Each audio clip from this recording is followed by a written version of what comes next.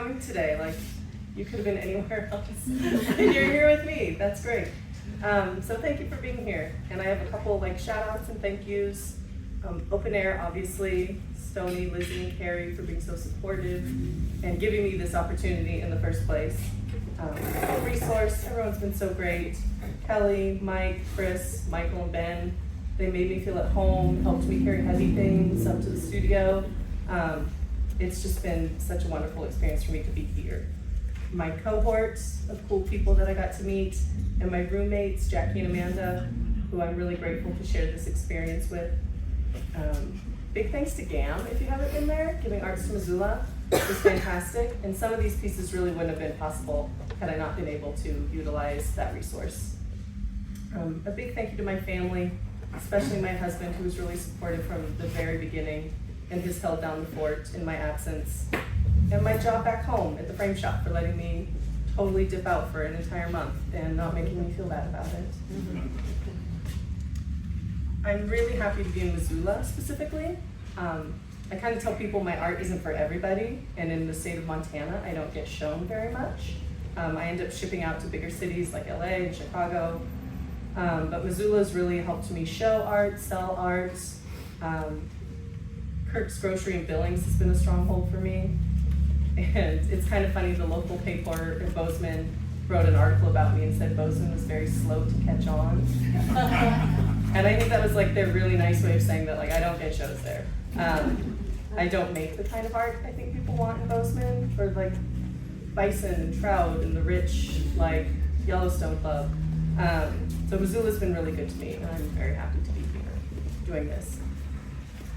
So assemblage, when I tell people I'm an artist, they always ask like, what do you do? And I say like, oh, I'm an assemblage artist. And I kind of wait for the like, oh, what's that? And I generally give like kind of a snarky like, oh, I glue old shit to other old shit and I make a sculpture out of it.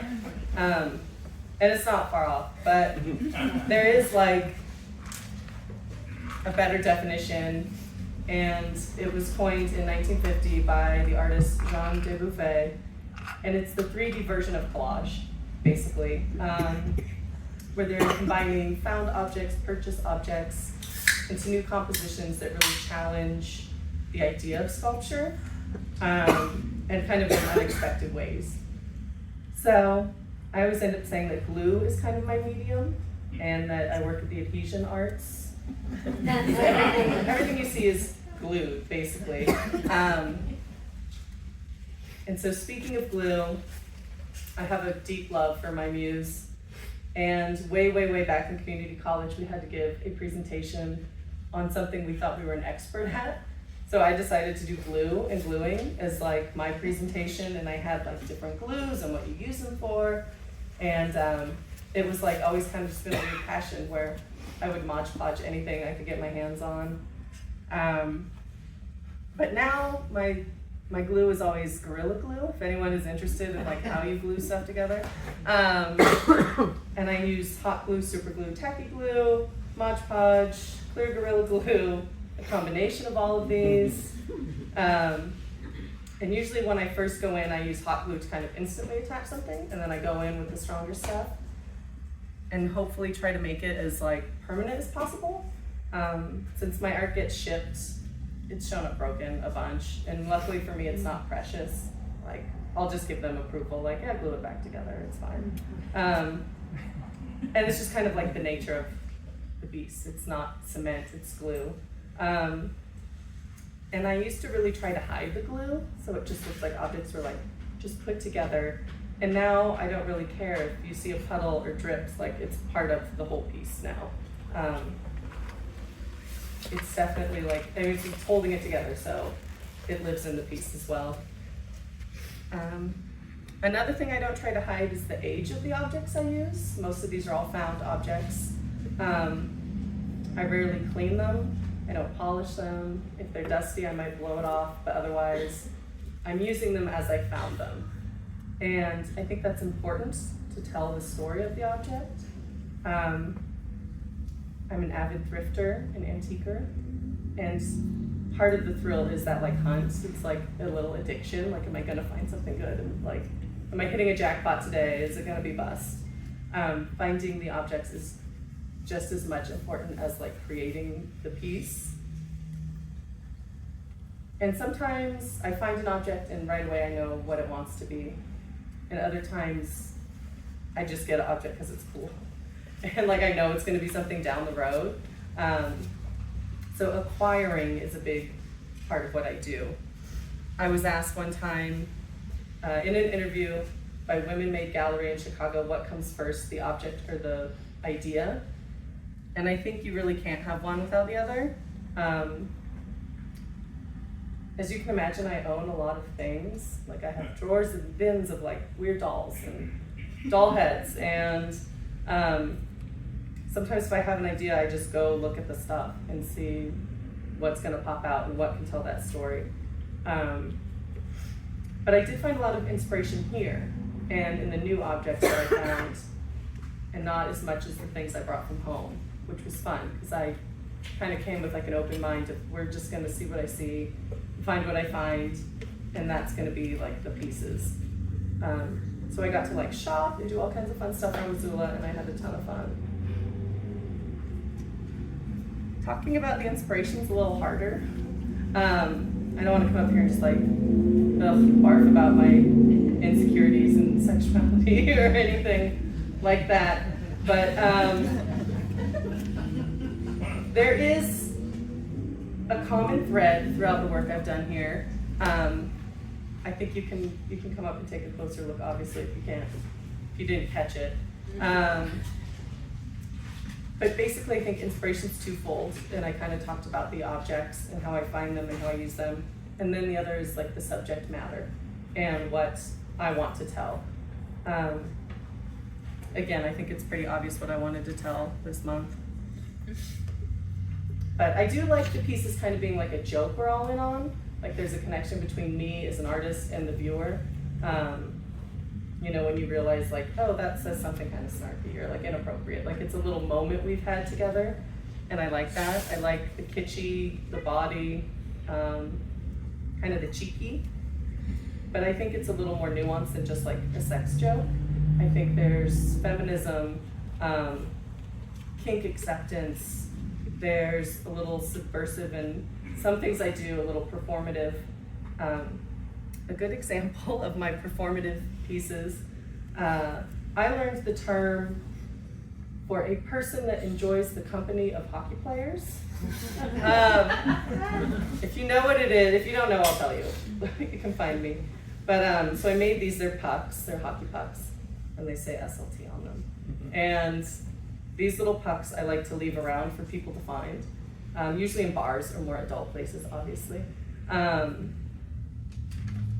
But I think it's funny to share the joke, and even though I'm not there to see the viewer enjoy the joke, it's funny to me, like I'm laughing, but I think it's like, it's sharing art and sharing a joke that we can all be in on, and yeah, I get a kick out of it. So if I'm enjoying it, I think other people probably think it's funny too. Back to old objects. I turned 40 a couple years ago, and it had a real effect on me. Like I felt like other people saw me as old, but I didn't think I was old. At the time I was working with a lot of younger people, and I felt I was very dismissed as being, you know, not relevant or not knowing what was cool anymore. I mean, they weren't wrong, but but I felt like society was telling me, like, a woman of my age, you're done. Like, I hope you had fun in your 20s, because now you're 40 and it's done. The comedian Amy Schumer had a bit in her show where famous women of a certain age were getting pushed out to sea for being no longer sexually desirable, which is a nice way to put what she said.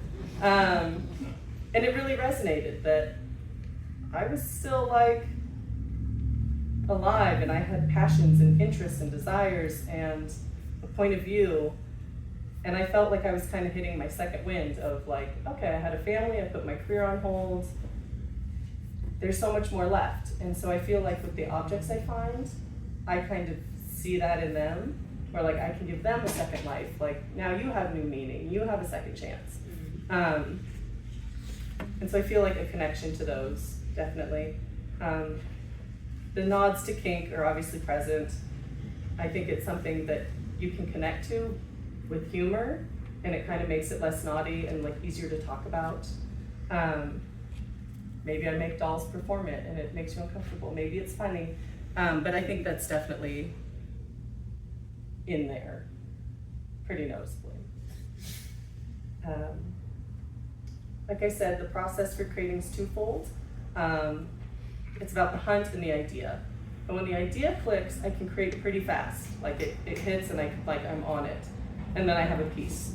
I spend a lot of time staring at objects. Like I think if anyone were to see me up there just like staring at like vintage toys and weird dolls, they'd wonder like what I was really doing with my time here. But staring is just kind of part of the process. I look at the items. They either tell me what they want to be, or I kind of goof around and like glue a little something here and there, and maybe they live together, maybe they don't. But that like playing with them and kind of seeing who wants to go together gets all the juices flowing, and then the idea eventually will hit. So for my work in this residency, I normally work on a much smaller scale. And mainly it's my comfort zone, mainly it's just the space I have at home. I can't spread out like I could here. So one of my challenges was to push myself and make something big. So the 69 piece in the front here was kind of born out of my love of vintage matchbooks. They were my first little pieces that I used. And like I glue things to them, I would paint on them. They were like little tiny, sweet baby canvases. And for this piece, I wanted to make them all work together to tell a story. This was the only idea I came here with. I kind of was gonna let everything else just happen. But this piece I knew I wanted to do. I knew something would be a home resource that I could use. And I like the idea of kind of like a crazy quilt. Like a friend was making one and she said, oh, you separate the fabric to light and dark, and when you step back, then you see the pattern. So I think this piece really draws you in, and you want to see like the uniqueness of every matchbook. They're from the 40s and 50s, so there's World War II, there's pinup girls, there's a lot from Montana, and I think you want to see what it is, and then you step back and you kind of like get the big picture and like see the joke and get the story. The piece in the back, I don't know if anyone can see it, it was kind of too big to bring up front, the happy birthday bed moment over there.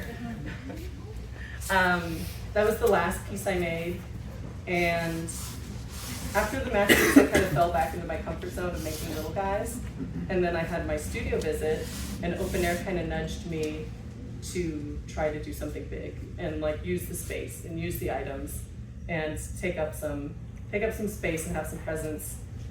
So I found the bed frame in the yard, and I knew like that was it. And I thought it would be really funny to like have a cheery story to tell on this like weird old gross bed frame.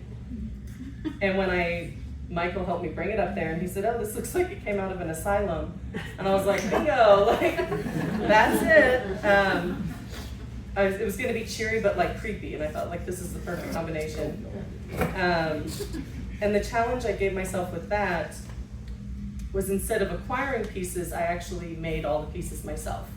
I went to GAM, may or may not be stoked to be so closely associated with the handcuffs, but I found all the things and made every piece myself. So I felt like it was a challenge on multiple levels of not just assembling a piece, but like creating the entire piece myself and having a lot of control as the storyteller.